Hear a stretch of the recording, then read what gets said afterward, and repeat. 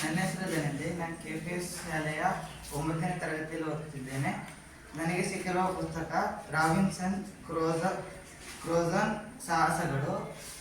ಇದರಲ್ಲಿ ಅವನು ಏನೇನು ಸಾಹಸ ಮಾಡಿದ ಅಂತ ಬರೆದಿದ್ದಾರೆ. ಅವನು ಅವ್ರ ತಂದೆ ತಾಯಿ ಜೊತೆ ಒಂದು ಊರಲ್ಲಿ ಇರ್ತಾನೆ. ಅವನಿಗೆ ಸಮುದ್ರದಲ್ಲಿ ಪಯಣ ಮಾಡಬೇಕು ಅಂತ ಇಷ್ಟ ಇರುತ್ತೆ. ಅವ್ರ ತಂದೆ ತಾಯಿ ಬೇಡ ಬೇಡ ಅಂದರೂ ಹೋಗ್ತಾರೆ. ಅವಾಗ ಅವನು ಹೋದ್ಮೇಲೆ ಅಲ್ಲಿ ಸಮುದ್ರದಲ್ಲಿ ಒಂದು ಘಟನೆ ಆಗುತ್ತೆ.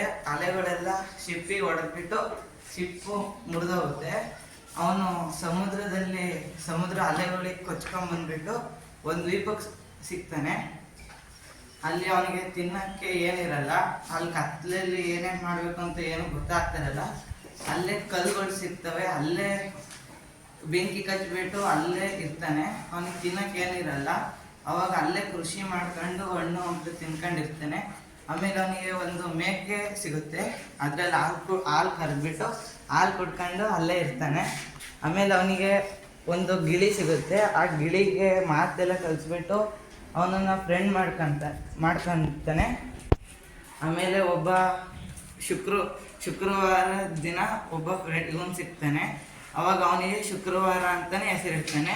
ಅವನು ಶುಕ್ರವಾರ ಇದ್ದನು. ಅವನಿಗೆ ಇವನಿಗೆ ಅವನು ಸಹಾಯ ಮಾಡ್ಕೊಂಡು ಇಬ್ಬರು ಇರ್ತಾರೆ. ಅಲ್ಲಿ ಇದ್ದ ಪ್ರಾಣಿಗಳನ್ನ ಬೇಟೆಯಾಡ್ಬಿಟ್ಟು ತಿನ್ನೋದು ಅದು ಎಲ್ಲ ಮಾಡ್ತಾ ಇರ್ತಾರೆ.